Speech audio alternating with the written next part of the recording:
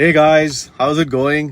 आज इस वीडियो में मैं आपसे बात करूंगा कि top of the funnel, middle of the funnel, bottom of the funnel, क्या इस अप्रोच को फॉलो करके, एक फनल माइंडसेट, फनल अप्रोच को फॉलो करके हमें कैंपेन स्ट्रेटजीज डिप्लॉय करनी चाहिए फेसबुक एड्स में या नहीं करनी चाहिए 2025 में। रिसेंटली किसी ने पूछा मुझसे कमेंट्स में और टीम ने भी मुझे बताया कि रेपिटेटिव नेचर ऑफ क्वेश्चन है ये, तो आप इसके बारे में बात करो। तो आज मैं इस वीडियो में उसी बारे में बात करूंगा। होता क्या था, थोड़ा सा बैकग्राउंड देता हूं कि पहले हम एड्स एंड कैंपेन्स ऐसे क्रिएट करते थे कि top of the funnel, middle of the funnel and bottom of the funnel के लिए वो टारगेट करते थे एड्स से या कैंपेन से। फॉर एग्जांपल, मैं मिडिल ऑफ द फनल या बॉटम ऑफ द फनल में रीटारगेटिंग एड्स वगैरह चला दूंगा। It just an example, right. तो इस तरह से campaign strategies and structures follow किए जाते थे और ये टिपिकल प्रोसेस होता था जो मैं खुद भी करता था, बहुत टाइम मैंने खुद भी किया है। लेकिन क्या 2025 में वो करना चाहिए, नहीं करना चाहिए? अगर करना चाहिए तो कब करना चाहिए? आज इस वीडियो में उसी बारे में मैं बात करूंगा। बहुत इंपॉर्टेंट वीडियो है। अगर आप फेसबुक एड रन करते हो खुद के लिए या क्लाइंट्स के लिए तो बहुत सीखोगे इस वीडियो से। मैं ऐसे ही रॉ कैंडिड तरह से रियल टॉक करता हूं। आज गाड़ी खड़ी कर दी है, चलाएंगे नहीं, एसी ऑन कर लिया। किसी ने रिसेंटली बोला, काफी हंसे हम लोग उस पर कि मैंने एक वीडियो डाला, उसमें मेरा लिटरली पसीना टपक रहा था बिकॉज मैं जिम से बाहर निकला था। सो आज सोचा एसी ऑन कर लूंगा। सो आज एसी ऑन कर लिया। सो आज हम इस वीडियो में बात करेंगे उसी के बारे में। अगर हम पहली बार मिल रहे हैं so hello there, my name is Rohan Sapra. मैं इंडिया में एक डिजिटल एड एजेंसी रन करता हूं। बहुत बड़ी तो नहीं है, मैं कोई दिन के करोड़ नहीं कमाता या महीने के करोड़ नहीं कमाता, मैं करोड़ों में नहीं खर्चता। बहुत ही हम्बल बिगिनिंग के साथ मैंने शुरुआत करी थी, just like lot of you guys. And middle class family से आता हूं और मेहनत कर रहा हूं बस। सो 14 निचेज में मैंने केस स्टडीज डॉक्यूमेंट करी है, आप जाके देख सकते हो। काफी अच्छा काम हमने किया है और एटलीस्ट हमें लगता है, कुछ क्लाइंट्स को भी लगता है। एंड रिजल्ट्स हमारे बोलते हैं। सो आज अगर आप मेरे साथ कुछ मिनट्स स्पेंड करेंगे अपने कीमती वक्त में से तो मुझे बहुत अच्छा लगेगा। सो एंड तक जरूर सुनना इस वीडियो को। कमिंग टू कि हमें क्या कैंपेन स्ट्रेटजी फॉलो करनी चाहिए, बात करते हैं। सो सबसे पहले तो ये समझो कि होता क्या था कि हम रीटारगेटिंग एड्स वगैरह पहले रन करते थे 2023 में, 2022 में, 2021 में या उससे पहले। और अब ऐसा कोल्ड ट्रैफिक के लिए जरूरी नहीं होता। मैं आपको रीजन समझाता हूं क्यों। मेटा ना खुद रीटारगेट करता है, तो अब डिपेंड करता है कि आप कौन सा बिजनेस मॉडल फॉलो कर रहे हो। तो अब मैं आपको इसकी साइकोलॉजी समझाता हूं। मैं टिपिकली एक अप्रोच फॉलो करता हूं and usually media buying angle से बोलूं अगर फेसबुक एड्स के पर्सपेक्टिव से, सो सीबीओ मेथड ही मैं फॉलो करना प्रेफर करता हूं। ये मेरी खुद की ओपिनियन पर्सपेक्टिव है और मेरे हैंड्स ऑन एक्सपीरियंस से मैं समझाता हूं कि सीबीओ मुझे बेटर लगता है। ठीक है, मैं ऐसा नहीं बोलता हूं कि सिर्फ मैं ही खुदा हूं या मेरा ही बनाया हुआ प्रोसेस फॉलो करो, सिर्फ वो ही एक चीज है, नहीं। काफी लोग ऐसे हैं जो मैनुअल बिडिंग करके, एबीओ स्ट्रेटजीज फॉलो करके भी रिजल्ट्स ले आते हैं, लेकिन उनका काम करने का तरीका वो है। मेरे काम करने का तरीका ऐसा है कि मैं पीसफुल तरह से काम करना पसंद करता हूं। मुझे लगता है कि अगर स्ट्रेस के साथ मैंने 5x रोएस अचीव किया वर्सेस पीस के साथ मैंने 3x रोएस अचीव किया, तो मैं शायद 3x रोएस की तरफ जाऊंगा बिकॉज उसके साथ में पीस है। तो ये मेरी एक अप्रोच है, मेरा खुद का ओपिनियन पर्सपेक्टिव है, क्योंकि हर टाइम स्ट्रेस रह के ज्यादा पैसे कमा के क्या ही कर फायदा, राइट। तो मेरी खुद की ऐसी सोच है, इसलिए मैं सीबीओ स्ट्रेटेजी की तरफ जाता हूं। अब अगर आप मुझे पहली बार सुन रहे हो तो आपको नहीं पता होगा, तो कॉन्टेक्स्ट दे देता हूं कि मैं टिपिकली एक प्रोसेस फॉलो करता हूं, एक strategy, media buying campaign strategy, which is called as a one campaign method. ये खुद का बनाया हमारा प्रोसेस है, बोल सकते हो एसओपी है, जो हम हमारी एजेंसी में यूज करके मल्टीपल एड अकाउंट्स को हम ग्रो करने में उसको यूज कर चुके हैं और करते हैं, आज भी करते हैं। और पिछले कपल ऑफ ईयर्स से we have been consistently doing the same thing. अब बात करते हैं कि वो जो प्रोसेस है ना, वो प्रोसेस एंड डिफरेंट सिनारियोज में कब आपको थोड़ा सा शायद इंप्रोवाइज करना पड़ेगा उस प्रोसेस के ऊपर, कैसे चीजें थोड़ी सी चेंज हो जाती हैं जब आप बिजनेस मॉडल चेंज करते हो। तो आज उसकी समझ देता हूं।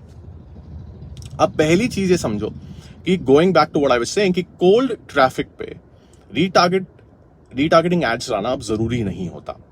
और इसका रीजन ये है क्योंकि मेटा खुद ही रीटारगेट करता है। ओके वेट, क्या? हाँ रुक जाओ, समझाता हूं, सुनते जाओ, समझाता हूं। एक काम करो, अगर आप अभी एड्स रन करते हो तो अपना एड अकाउंट खोलो। अगर आपने कोई ऐसा कैंपेन या फिर एड सेट रन किया है काफी टाइम तक, जो काफी टाइम से चल रहा है, आप एटलीस्ट आपने बंद नहीं किया, 1 लाख 2 लाख या कुछ हजारों भी स्पेंड करे हैं, तो एक काम करना, जाना और उसकी फ्रीक्वेंसी चेक करना, ठीक है, कैंपेन या एड सेट की। फ्रीक्वेंसी का मतलब क्या होता है? फ्रीक्वेंसी का मतलब होता है कि एक इंसान ने आपकी एड कितनी बार देखी, राइट? अब अगर आपका फ्रीक्वेंसी 1 से ज्यादा है तो इसका मतलब क्या हुआ कि ऑन एन एवरेज एक इंसान आपकी एड उतनी बार देख रहा है। सो लेट्स से एग्जांपल, अगर आपकी फ्रीक्वेंसी 2 है तो एक इंसान ऑन एन एवरेज आपकी एड्स 2 बार देख रहा है, ये इसका मतलब हुआ, करेक्ट? ग्रेट, ये फ्रीक्वेंसी का मतलब होता है सिंपल शब्दों में। अब अगर एक इंसान आपकी ऑन एन एवरेज एड्स 2 बार देख रहा है तो जो दूसरी बार वो एड देख रहा है, क्या उसको रीटारगेटिंग नहीं कहते दोस्त? रीटारगेटिंग ही कहते हैं ना। पहले ये इतना सोफिस्टिकेटेड प्रोसेस नहीं था एडवर्टाइजिंग, तो पहले separate campaigns for retargeting used to make a lot of sense in usual business case scenarios. Sense बनती थी उनकी, क्योंकि पहले ये सब नहीं होता था और इतने डेटा, इतना सोफिस्टिकेटेड, इतनी इजी तरह से चीजों को समझना या डेटा देखना ना हमें सिखाया गया था और ना ही शायद था अवेलेबल। लेकिन अब अगर आप सोचो, जो मैं आपको बात बोल रहा हूं तो वो क्वेश्चनेबल बात है, मतलब सोचने वाली बात है। आपको बिल्कुल सही बात, प्रैक्टिकल बात ही लगेगी, बिकॉज ये फैक्ट है जो मैं आपको बोल रहा हूं। तो अब कोल्ड ट्रैफिक पे कोई भी रीटारगेटिंग एड्स रन करने का फायदा होता नहीं है, बिकॉज मेटा खुद ही रीटारगेट करता है। इसीलिए हमारे पास इस टाइम ऐसी सिनारियोज, इस टाइम नहीं पहले भी ऐसे सिनारियोज हो चुके हैं और आज भी होता है हमारे साथ कि हमारे जो, क्योंकि हम 1 campaign 1 master ad set process follow करते हैं, तो उसकी फ्रीक्वेंसी ना 3, 4, 5 भी चली जाती है और हम जाने देते हैं। ऐसा एक आध बार हुआ होगा कि हमारा मास्टर एड सेट इतना स्पेंड कर लिया उसने कि इतना टाइम हो गया, 12 महीने हो गए, 10 महीने हो गए, कि तब जाके हमने सोचा चल यार एक और एड सेट लॉन्च करते हैं, या एक एड सेट में आप टोटल 50 एड्स डाल सकते हो मैक्सिमम, तो वो एड्स हिट हुई। ऐसा हुआ ही नहीं आज तक हमारे साथ। तो फ्रीक्वेंसी जब बढ़ भी आती है तो भी हम ज्यादा टेंशन नहीं लेते। समझाता हूं पूरा क्यों, आज ध्यान से सुनना, ये वीडियो बहुत इंटरेस्टिंग है। ये सारी बातें कोई नहीं बताता, क्योंकि मुझे नहीं पता क्यों नहीं बताता, बट और मैं क्यों बोलूं किसी के बारे में, बट मैं आपको बता रहा हूं, राइट? सो फ्रीक्वेंसी, इसलिए top of the funnel retargeting ads, cold traffic does not make sense, right? Because वो खुद ही रीटारगेट कर रहा है। तो अब क्या होता है, बात करते हैं कि अगर आप e commerce typical cold traffic में डायरेक्ट रिस्पॉन्स एड्स रन कर रहे हो तो टॉप ऑफ द फनल वगैरह ये सब आपको नहीं सोचना है। तो कैंपेन्स इंडिविजुअली लॉन्च करने की सेंस नहीं बनती कि आपने रीटारगेटिंग कैंपेन बना दिया, एड सेट बना दिया, ऑडियंस बना दी रीटारगेट करने के लिए, सेंस नहीं बनती cold traffic direct response typical type style of ads और D2C फॉर एग्जाम्पल। तो किन केसेस में सेंस बनती है, अब मैं आपको ये समझाता हूं। अब कुछ केसेस में क्या होता है कि टिकट साइज बड़ा होता है। टिपिकली ऐसा होता है सर्विस बेस्ड बिजनेसेस में, लगा लो रियल एस्टेट कर रहे हो, लीड जनरेशन कर रहे हो, एजेंसी सर्विस सेल कर रहा हूं, एज रन कर रहा हूं उसके लिए, स्टफ लाइक दैट। ऐसे सिनारियोज में जो किसी का क्या कहते हैं, वो होता है ना बाइंग डिसीजन साइकिल होता है, वो काफी लंबा होता है बिकॉज टिकट साइज ज्यादा होता है। तो इम्पल्सिव नेचर नहीं होता लोगों का, लोग टाइम लगाते हैं, राइट, बाइंग डिसीजन लेने में। जितना ज्यादा महंगा सामान वो खरीद रहे हैं उतना ज्यादा वो समय लगाएंगे एक बाइंग डिसीजन पे आने का, राइट? तो जब हम एक सर्विस बेस्ड बिजनेस में होते हैं ना, तो ट्रस्ट को गेन करना और फिर एक इंसान को प्रॉस्पेक्ट से क्लाइंट बनाना, उसमें टाइम लगता है।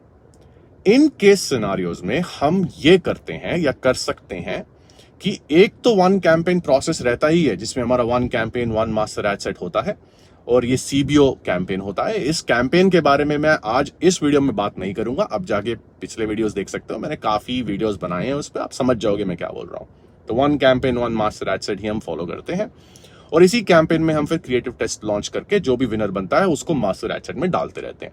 ये हम क्यों करते हैं? बिकॉज ये कोल्ड ट्रैफिक बोल सकते हो कि OCM 1 campaign method master campaign is a cold traffic campaign. ये कोल्ड ट्रैफिक की तरफ जाता है क्योंकि इसके अंदर एक मास्टर एड सेट होता है, इसकी फ्रीक्वेंसी बढ़ती है, लेकिन हम उसको नहीं रोकते क्योंकि फ्रीक्वेंसी तो बढ़ेगी, इसका मतलब ये है कि वो ऑटोमेटिकली रीटारगेट कर रहा है। मैं एक ही इंसान को अपनी एड दिखाने के लिए ऑटोमेटिकली तो वो रीटारगेट कर ही रहा है, साथ ही साथ मैं एक और कैंपेन लॉन्च करके रीटारगेट क्यों करूंगा? मैं तो 2-3 बार पैसे दे रहा हूं एक ही इंसान को अपनी एड दिखाने के लिए, जब एक ही अपने आप मेटा कर रहा है, राइट? Making sense? तो मैं इसलिए नहीं करता। लेकिन going back to what I was saying, इस केस सिनेरियो में सर्विस बेस्ड बिजनेसेस हो गए, लीड जनरेशन बिजनेसेस हो गए, जो किसी भी रीजन की वजह से लीड जनरेट कर रहे हैं, या फिर कोई ऑफर है, कोई हाई टिकट कंसल्टिंग है, ऐसे बिजनेस मॉडल्स। इन केसेस में मैं क्या करूंगा, मैं एक और कैंपेन बना सकता हूं, ये भी वन कैंपेन ही रह सकता है, और इसमें मैं वीडियो व्यूज के लिए एड्स डिप्लॉय कर सकता हूं। अब मेरी बात ध्यान से सुनना। एक अप्रोच होती है जो मैं बहुत समय तक मैं कंफ्यूज रहता था, क्लैरिटी ऑफ थॉट नहीं था, और क्लैरिटी ऑफ थॉट बहुत जरूरी है। ओके, सुनो। एक तरीका होता है कि लोग बोलेंगे कि वीडियो व्यू कैंपेन रन करो, और वीडियो व्यू कैंपेन से जितनी भी ऑडियंस थ्रू प्ले जिसने कर लिया उसको रीटारगेट करो। एक तरीका होता है, लेकिन ये तरीका वर्सेस कोल्ड ट्रैफिक लेके आओ कन्वर्जन एड से, कैंपेन से, सेल्स ऑब्जेक्टिव, एंड फिर उन ऑडियंस को रीटारगेट करके नर्चर करने के लिए अपने वीडियोस दिखाओ। इन दोनों अप्रोचेस में डिफरेंस होता है। मैं दूसरी अप्रोच ज्यादा प्रेफर करता हूं। रीजन ये, क्योंकि मैंने ये ऑब्जर्व किया अभी तक, मेरे एक्सपीरियंस से मैं ये बोल सकता हूं, कोई भी एक अच्छा जेन्युइन एडवर्टाइजर वेटरन आपको यही बोलेगा कि Meta quality of traffic best देता है जब आप सेल्स ऑब्जेक्टिव रन करते हो, सबसे बेस्ट देता है जब आप कन्वर्जन गोल के साथ करते हो परचेज के लिए, सेकंड बेस्ट देगा जब आप लीड के लिए करते हो, फॉर एग्जांपल। ये ही बेस्ट क्वालिटी ऑफ ट्रैफिक है। इसीलिए जब मैं कोल्ड ट्रैफिक कैंपेन रन करूंगा, जो मैं इस केस सिनेरियो में आपको समझा रहा हूं, वन कैंपेन मेथड, तो मैं वो इस ऑब्जेक्टिव से ही करूंगा कि मेरा मार्केटिंग कोलैटरल, मार्केटिंग एसेट्स मैं डिप्लॉय कर रहा हूं किसी इंसान के, मान लो सर्विस बेस्ड बिजनेस के लिए मैंने लॉन्च किया वन कैंपेन मेथड, और मास्टर एड सेट बन चुका है, ब्रॉड ओपन पे चल रहा है, और हमने कोल्ड ट्रैफिक को दिखा रहे हैं ऐड हमारे लीड्स, लेट्स से मैं लीड जनरेट करना चाह रहा हूं, तो मैंने लीड के लिए वो ऐड दिखा रहा हूं। अब जो भी ट्रैफिक मेरे लैंडिंग पेज तक आ रहा है एंड और मेरे कॉल बुकिंग या फिर ऑप्ट इन पेज तक जा रहा है, लेकिन वो एक्शन नहीं ले रहा है जो मैं चाहता हूं वो ले, तो इन लोगों के लिए, इस ऑडियंस के लिए अब मैं रीटारगेटिंग फनल लगाऊंगा, दूसरा वन मास्टर कैंपेन बनाऊंगा जिसमें सिर्फ वीडियो व्यूज चलाऊंगा, और इन वीडियो व्यूज को मैं रीटारगेट करूंगा इन लोगों के लिए।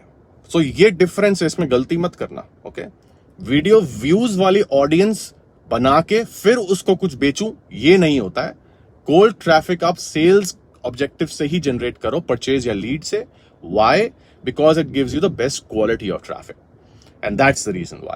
And then you can nurture the audience who is coming to your landing page to further influence them, or you can say make up their mind to work with you or buy whatever it is that you're selling.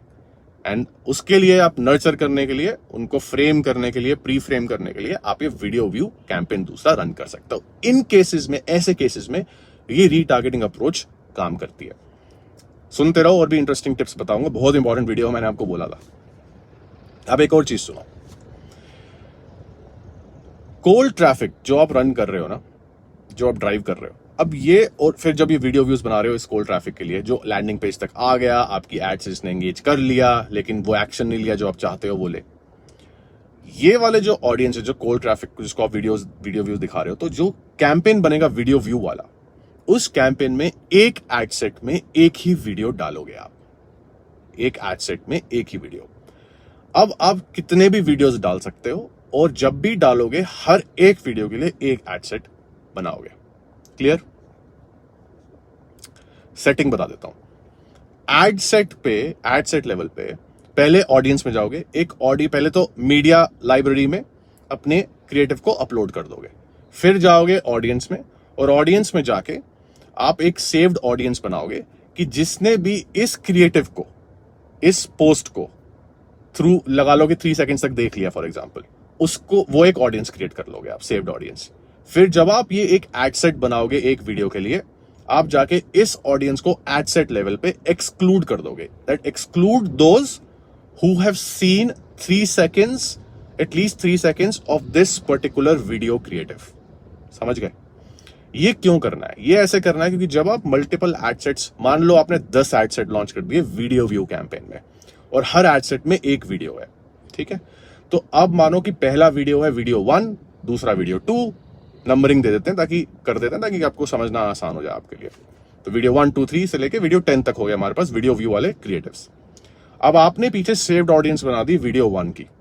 जो आपने एक video 1 की audience बनाई 3 seconds वाली कि at least 3 seconds, और फिर जब आपने वीडियो 1 के एड सेट को ही लॉन्च किया तो एड सेट पे आपने सेटिंग कर दी कि exclude the people who have seen at least 3 seconds. तो इससे क्या होगा, जब कोई भी इंसान वीडियो 1 एटलीस्ट 3 सेकंड्स के लिए देख लेगा तो वो अपने आप, अब मेटा उसको आपका सेम वीडियो नहीं दिखाएगा। तो आई नो आप फ्रीक्वेंसी कैप भी सेट कर सकते हो, I know that, but frequency cap से बेटर अभी तक मुझे ये फिलॉसफी लगती है, ये स्ट्रैटेजी लगती है, ठीक है, बिकॉज ये टेक्निकली फ्रीक्वेंसी कैप ही हो रहा है। अब इसका फायदा क्या है?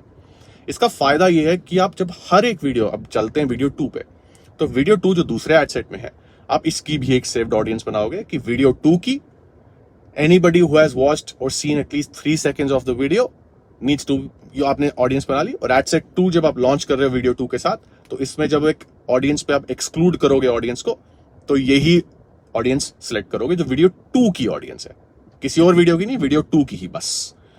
अब क्या होगा, जब आप ये 10 ऐसे एड सेट्स बना लोगे फॉर एग्जांपल, तो आपके पास 10 वीडियोस हो गए, वीडियो 1 से लेकर वीडियो 10, तो अपने आप मेटा ना उससे खेलने लग जाएगा कि जिसने वीडियो 1 देख लिया एटलीस्ट 3 सेकंड गॉन, अब उसको वीडियो 1 फिर से नहीं दिखाया जाएगा, अब उसको वीडियो 2 या कोई और वीडियो दिखाया जाएगा। जरूरी नहीं है वो सीक्वेंस सेम हो, ये जरूरी नहीं है कि वीडियो 2 पहले दिखेगा फिर वीडियो 3 दिखेगा, वो मेटा डिसाइड करेगा बिकॉज ये सीबीओ है, राइट।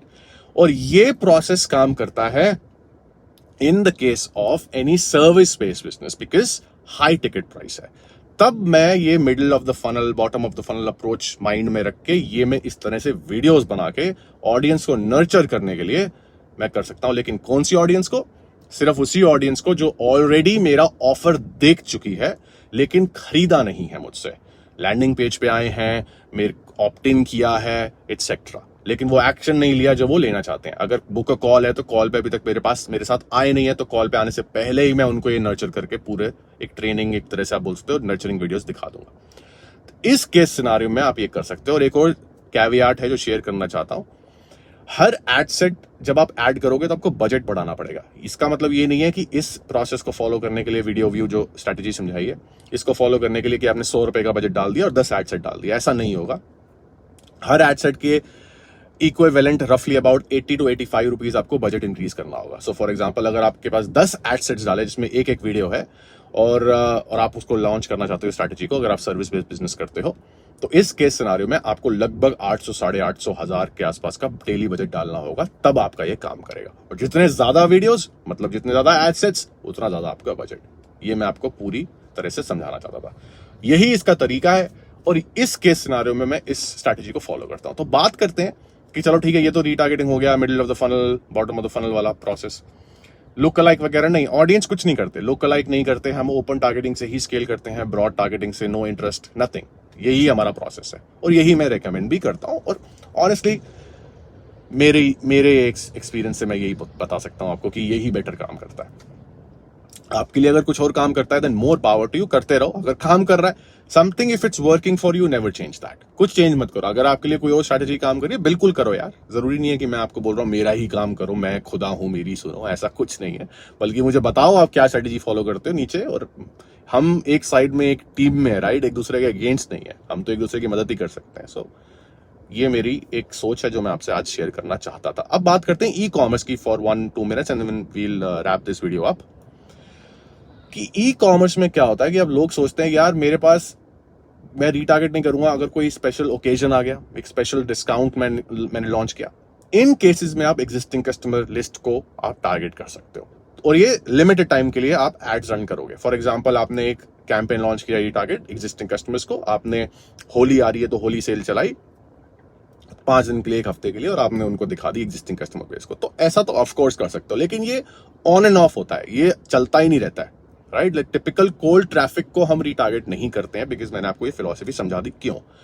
और एग्जिस्टिंग कस्टमर को SMS marketing, email marketing, WhatsApp marketing channels को यूज करके आप नए प्रोडक्ट्स लॉन्च कर सकते हो। कुछ टाइम नहीं, कल या परसों, मैं भूल गया हूँ,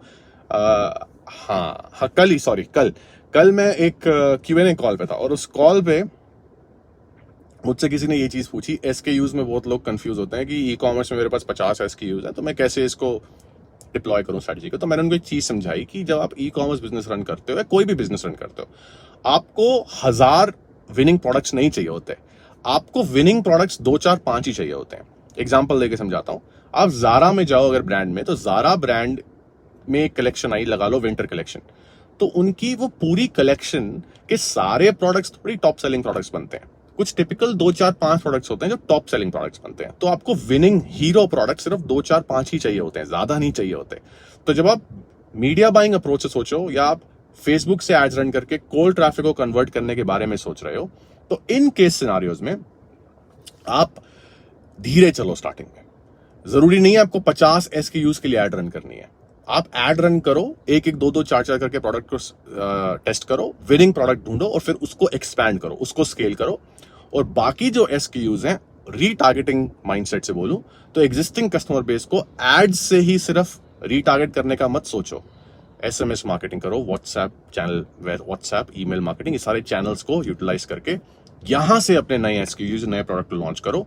जो भी नया प्रोडक्ट आपके एग्जिस्टिंग कस्टमर बेस पे अच्छा परफॉर्म करता है, फिर सोचो कि इसको अब मैं कोल्ड ट्रैफिक पे उतारूंगा। ये एक पूरा इकोसिस्टम बन जाता है of strategy, and that's how you grow a business completely together. मैं बाकी चीजों में तो प्रो नहीं हूं, राइट, और मतलब मैंने आता है मुझे, राइट, बट मैं अपने आपको मास्टर तो नहीं बोलूंगा, बिकॉज मैंने बहुत ज्यादा नहीं किया। फॉर एग्जाम्पल ईमेल मार्केटिंग वगैरह सब आता, सब है मेरे को, लेकिन मैंने इस लेवल तक नहीं किया है कि जितना मैंने फेसबुक एड्स वगैरह किया। तो मैं इसलिए उनके बारे में, उन चैनल्स के बारे में ज्यादा बात नहीं करता हूं। बट कॉमन सेंस यूज करोगे तो आप इस स्ट्रैटेजी को यूटिलाइज करना समझ जाओगे। बस यही था आज का वीडियो। बताना ये वीडियो कैसा लगा, कोई कमेंट करके कुछ पूछ लेना अगर कोई क्वेश्चन हो तो। बाकी मिलते हैं अगले वीडियो में, और ऐसे ही कमेंट करते रहना गाइस। अगर मैं रिप्लाई करूं या ना करूं, आपके कमेंट मुझ तक जरूर पहुंचते हैं।